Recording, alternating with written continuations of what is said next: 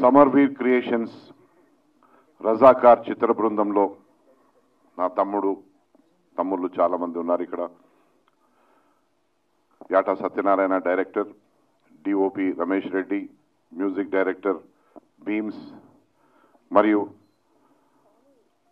రాజ్ అర్జున్, ఇంద్రజ గారు, శ్రవణ్, తిరుమల, కేశవ్, సురేష్ గారు, హరిశ్చంద్ర గారు, sorry if I don't know the other names please, and all my unit, Anji Reddy, ఇక్కడ present ఉన్న వాళ్ళు శ్రీకాంత్ రెడ్డి, మరియు అందరూ కూడా పేరు పేరున నేను అభినందిస్తున్నాను.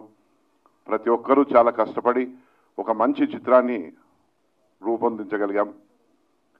ఇది భావి తరాల భవిష్యత్తు కోసం తీసిన చిత్రం. ఇది డబ్బు కోసం కానీ లేక గ్లామర్ కోసం కానీ తీసింది కాదు. ఇది నన్ను ఆదేశించింది తిరుమల తిరుపతి దేవుడు శ్రీ వెంకటేశ్వర స్వామి వారు.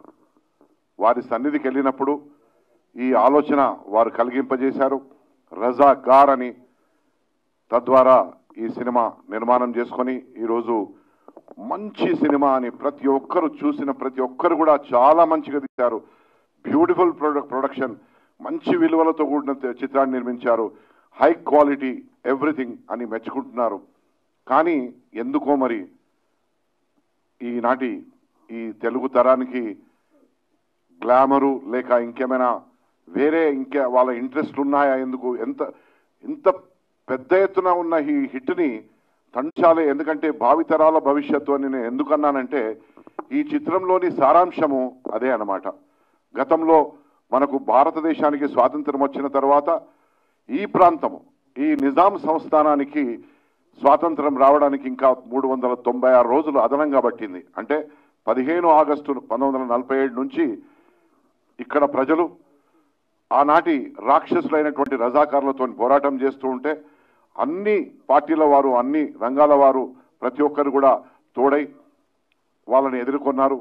ఆ తర్వాత అప్పటి ప్రధానమంత్రి జవహర్లాల్ నెహ్రూ గారు దీని మీద కొంచెం తాత్సారం చేశారు. కానీ ఆయన deputy prime minister Sardar Vallabhbhai Patel మాత్రము ఈనాడు మనం ఈ స్వేచ్ఛా వాయువులు పీల్చుకుంటున్నామంటే అది సర్దార్ పటేల్ వలననే అనేది మనం ప్రతి ఒక్కరు గుర్తుంచుకోవాల్సిన విషయం, భావితరాలకు కూడా తెలియజేయవలసిన విషయం.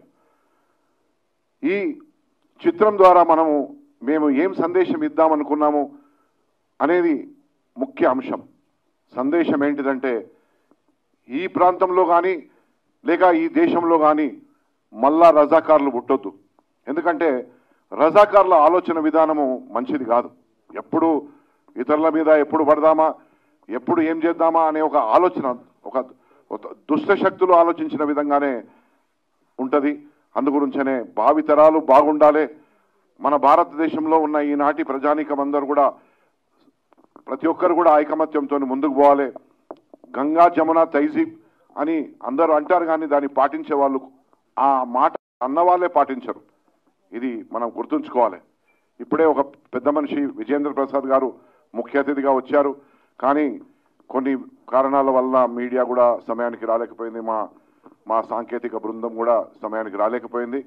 నేను ప్రొడ్యూసర్గా మిమ్మల్ని క్షమాపణ అడుగుతున్నాను. దీనికి వారు అన్నారు ఒక గట్టి మాట. ఎందుకంటే మన హిందువుల్లో చాలా లేజీ మెంటాలిటీ వచ్చిందని. మన హిందువుల్లో ఆ పెద్ద మనిషి ఆ మాట అన్నాడు. మన రక్తంలోనే ఉంది అని అన్నాడు. అంటే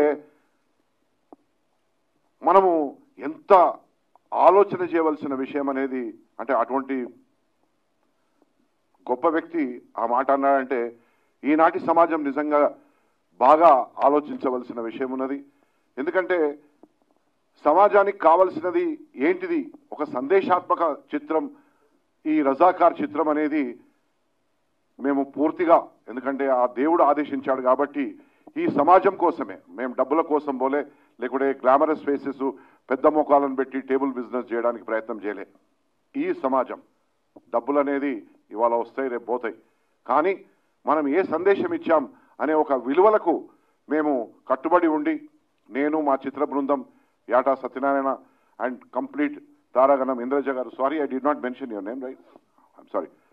సో ప్రతి ఒక్కరు కూడా ఈ సినిమా నిర్మాణంలో కానీ లేక ఇప్పుడు ప్రదర్శిస్తున్న ఈ తీరు కానీ ప్రతి ఒక్కరు కూడా చాలా కష్టపడి పనిచేశారు. నేను ఒకటి కోరుకుంటున్నాను, ప్రతి ఒక్కరూ చూడవలసిన సినిమా. ఎందుకంటే మన నాయనమ్మలు, మన తాతలు, ముత్తాతలు ఆనాడు అనుభవించిన వ్యధ భావితరాలకు తెలియజేయాలి. లేకుంటే జాగరూకతతోని ఉండకుంటే మళ్ళీ జారి పడిపోతాం అనేది ఒకటి గుర్తుంచుకోవాలి. మళ్ళీ వాళ్ళు వస్తారు. ఆ విధమైన మాటలు ఇప్పటికే చాలా మంది మాట్లాడుతున్నారు. గమనించి ముందుకు సాగాలి. ప్రతి ఒక్కరు కూడా ఈ చిత్రాన్ని చూస్తే మీకు అర్థమవుతుంది. ఈ చిత్రం చూడకుంటే అర్థం కాదు.